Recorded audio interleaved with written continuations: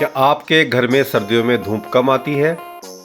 क्या आपकी रसोई में रखे अनाज जैसे चावल, गेहूं, दाल में कहीं कीड़े तो नहीं पड़े? अगर हाँ तो ज्ञानी भाई के इस एपिसोड को पूरा जरूर सुने।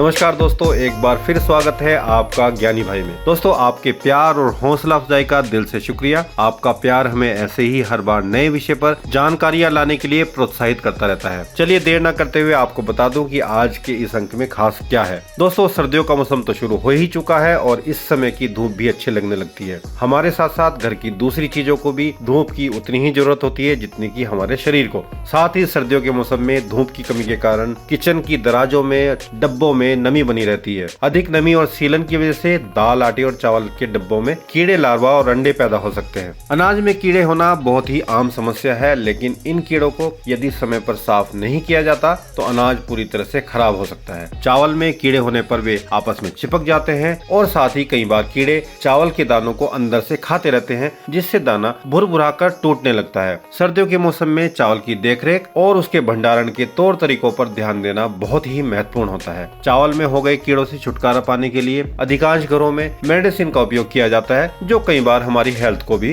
प्रभावित कर सकता है। यदि आप घरेलू नुस्खों से चावल को साफ और सुरक्षित रखना चाहते हैं तो मेरे बताए गए इन दादी नानी माँ के ये नुस्खे आपके काम आ सकते हैं। तो आइए जानते हैं क्या है वो दादी नानी माँ के नुस्खे। पहला नुस्खा है माचिस की तिल्ली के उपयोग से संबंधित। आप सोच रहे होंगे कि भला माचिस की तिल्ली से कीड़ों को कैसे मार सकते हैं। जी हाँ, माचिस की तिल्ली सिर्फ आग लगाने के ही नहीं बल्कि घुन यानी कीड़ों को हटाने का काम भी बखूबी कर सकती है। माचिस की तिल्ली में सल्फर होता है जो घुन को भगाने या मारने में मदद कर सकता है। चावल के डिब्बे में यदि 4 से 5 माचिस की तिल्ली डाल दी जाए तो उसमें घुन नहीं लगेगा। इसके अलावा काली मिर्च को भी छोटे छोटे बैग्स में रखकर आप उनको भगा सकते हैं। यदि आप घुन या कीड़ों की समस्या का सामना कर रहे हैं तो आपकी किचन में एक ऐसी छोटी सी चीज है जो आपके बड़े काम आ सकती है। जी हाँ, मैं बात कर रहा हूँ लौंग की।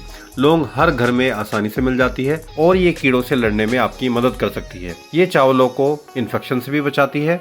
यदि आप अपनी अलमारी या पेंट्री एरिया में पिसी हुई लौंग छिड़क देंगे तो अनाज में कीड़े नहीं लगेंगे। ये चावलों को लंबे समय तक सुरक्षित रखने में भी मदद करेगा। अब मैं आपको बताता हूँ तेज पत्ते और नीम के पत्ते का कैसे करें उपयोग। चावलों को स्टोर करते समय यदि डिब्बे में 4 से 5 तेज पत्ते डाल दिए जाएं तो चावलों में कभी भी कीड़े नहीं लगेंगे। साथ ही चावलों से बेहतरीन खुशबू भी आने लगेगी। इसके साथ ही नीम की पत्तियों का भी आप प्रयोग कर सकते हैं। इनको भी चावलों में रख के चावल को फ्रेश रख सकते हैं। इससे इन्फेक्शन की संभावना भी कम हो जाती है। इसके अलावा सूखी हुई अदरक के छोटे छोटे पीस भी चावल के डिब्बों में रखने से चावलों को साफ और सुरक्षित रखने में हमारी मदद कर सकते हैं। अब जानते हैं एक बिल्कुल नया तरीका चावलों को लंबा समय तक स्टोर करने का। चावलों को लंबे समय तक स्टोर यदि आप करना चाहते हैं तो इन्हें फ्रिज में रख दें। यदि चावलों में पहले से ही कीड़े हैं तो फ्रिज में रखने से ये मर जाएंगे। इसके बाद चावलों को साफ करके किचन के एयर टाइट डब्बों में स्टोर कर लें। इससे चावलों की शेल्फ लाइफ भी बढ़ जाएगी। अब मैं आपको बताता हूँ कि कैसे छुटकारा पाएं यदि आपके चावलों में कीड़े लग चुके हैं। चावल के डब्बे में लगे कीड़ों से यदि छुटकारा पाना चाहते हैं तो इसमें कुछ लहसुन की साबुत कलियों को रख सकते हैं। लहसुन के सूख जाने पर डब्बे में लहसुन की नई कलियों को डाल दें। ऐसा करने से कीड़ों से तो छुटकारा मिलेगा ही, साथ ही चावलों में भी अच्छी खुशबू आने लगेगी। दोस्तों, उम्मीद है आज के इस एपिसोड में बताए गए तरीकों से आप भी अपनी रसोई में कीड़ों से मुक्ति पाएंगे और अपने अनाज को घुन से दूर रखेंगे। आप इन तरीकों को जरूर अपनाएं और अगर आपको इससे फायदा होगा तो आप अपने चाहने वालों को जरूर बताएं और ये दादी नानी माँ के नुस्खों को जीवित रखें। अगर आपके पास भी कोई ऐसा घरेलू नुस्खा है जो अनाज को घुन से बचा सकता है तो आप हमें कमेंट बॉक्स में जरूर लिख सकते हैं। अगर ये एपिसोड आपको अच्छा लगा होगा तो लाइक बटन जरूर दबाएं। फिर हाजिर रहूंगा आपके सामने अगले अंक में एक नए काम की बात लेकर। तब तक रखें दिल से अपना और अपनों का ख्याल और खाली समय का करते रहें सदुपयोग अच्छे किसी कार्य के लिए।